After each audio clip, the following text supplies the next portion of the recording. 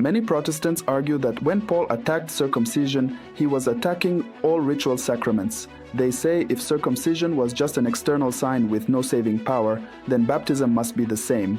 And since infants can't believe, infant baptism must be an unbiblical Catholic invention. Here's the problem. When you actually read what Paul says about circumcision, it doesn't destroy Catholic teaching, it proves it. Most people think Paul abolished the logic of circumcision, but actually, Paul says baptism is the circumcision of Christ. The very argument Protestants use against infant baptism is the argument that proves it.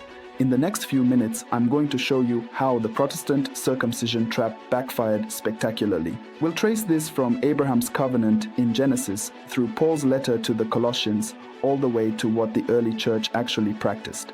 The Hebrew word brit milah, meaning covenant of circumcision, is the key to understanding everything that follows. Here's the core question. Did the new covenant abolish the pattern of infant covenant initiation, or did it fulfill it? This matters because it determines whether we should baptize infants. Think of it this way. Circumcision was like a family crest stamped on Abraham's descendants at birth. It marked them as belonging to God's household before they understood or chose it.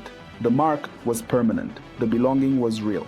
Now Protestants accept that this was good. They don't claim Abraham was wrong to circumcise Isaac on the 8th day. But here's what they miss. If infant circumcision was legitimate for 2,000 years under the Old Covenant, why would infant initiation suddenly become illegitimate under the New Covenant, which is supposed to be better? This isn't a minor issue. What's at stake is whether children of believers belong to the covenant community or are excluded until they can intellectually assent. It's the difference between saying you already belong and saying prove you belong first. The Protestant position effectively shrinks the covenant. It excludes infants who were explicitly included under Abraham. That's not progress, that's regression. A covenant that includes fewer people than its predecessor is not a greater covenant. If you're interested in deepening your faith, hit like and tell me where you're watching from. Consider subscribing to stay rooted in Catholic truth. Support our videos, team, and tools. The link is in description or scan the QR code on screen. But where does this teaching actually come from? Let's start with the scripture Protestants rarely examine carefully. Colossians chapter 2 verses 11 through 12 says, "In him you were circumcised with a circumcision made without hands, by putting off the body of the flesh, by the circumcision of Christ, having been buried with him in baptism, in which you were also raised with him." Did you catch that? Paul explicitly connects circumcision and baptism. He doesn't say circumcision was meaningless and baptism is different. He says baptism is the circumcision of Christ. This is typology. The Old Testament type, circumcision, prefigures and is fulfilled by the New Testament antitype, baptism. The sign changed from cutting flesh to washing with water. The scope expanded from Jewish males to all people, male and female, Jew and Gentile. But the pattern remained. Infants were included in the covenant from day 8. Now look at Genesis chapter 17. God tells Abraham, "This is my covenant which you shall keep between me and you and your offspring after you. Every male among you shall be circumcised." And in verse 12, "He who is 8 days old among you shall be circumcised." Notice what God doesn't say. He doesn't say, wait until they believe. He doesn't say, make sure they understand first. He says day 8. Period. Infant initiation was God's design from the beginning. The covenant was not made with adults who then extended it to children as an afterthought. No, God explicitly commanded infant inclusion as part of the original covenant structure. And here's what makes this even more powerful. Genesis 17 verse 7 says this covenant is everlasting and for Abraham's seed throughout their generations. If infant inclusion was part of an everlasting covenant, how could it suddenly be abolished in the new covenant?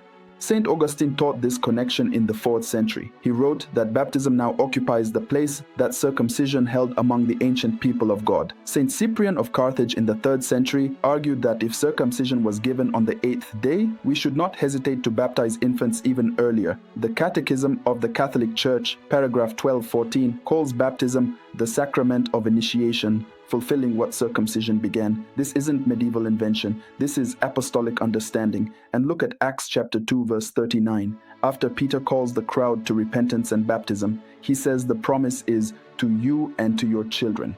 The same covenantal language. the same family inclusion structure. Peter doesn't say the promise is only for adults who can decide. He says it's for you and your children. So what does this mean practically for you today? The mechanism is straightforward. God established infant covenant inclusion with Abraham. Jesus didn't abolish this pattern, he fulfilled it. Just as circumcision on the 8th day brought Jewish male infants into the covenant before they could believe, baptism brings all infants into Christ before they can consciously believe. This isn't about ignoring faith. It's about understanding how faith works within covenant families. The child grows into the faith they received at baptism. They don't earn membership by believing first. They receive membership and then grow in understanding. Think about citizenship. A child born to American parents is an American citizen from birth. They don't have to pass a test or reach a certain age to become citizens. They already are citizens. Later, they'll learn what that means, take on its responsibilities, appreciate its privileges. But the belonging comes first. Baptism works the same way. The child is brought into Christ's covenant family. The faith of the parents and the church surrounds that child, and as they grow, they're catechized into understanding what was given to them. Many people think Catholics invented infant baptism in the Middle Ages, but Origen, writing in the 3rd century, said the church received from the apostles the tradition of giving baptism to little children. The Council of Carthage in 252 discussed not whether to baptize infants, but whether to do so before the 8th day. That debate assumed infant baptism was already the standard practice. The only question was timing. The apostolic tradition of Hippolytus from around 215 AD gives explicit instructions for baptizing infants. Baptize first the children, and if they can speak for themselves, let them do so. Otherwise, let their parents or other relatives speak for them. This is exactly why the Church teaches in the Catechism, paragraph 1250, that infants should be baptized within the first weeks after birth. The urgency matches circumcision. The pattern is maintained. And speaking of daily practice, the next time someone challenges infant baptism, ask them this: was Abraham wrong to circumcise Isaac before Isaac believed? They can answer yes, which contradicts Genesis and calls God's explicit command an error, or they can answer no, which proves infant initiation is biblically legitimate. Either way, the Catholic position wins. If you want to dive deeper into how Jewish practice illuminates Catholic sacraments, check out our web app for resources that make these connections clear. Now, I know what some of you are thinking. What about the Protestant objection that you must believe first and then be baptized? Doesn't Mark chapter 16 verse 16 say, "Whoever believes and is baptized will be saved"? Yes. But notice this proves too much. Abraham couldn't have waited for infant Isaac to believe before circumcising him. God specifically commanded the 8th day.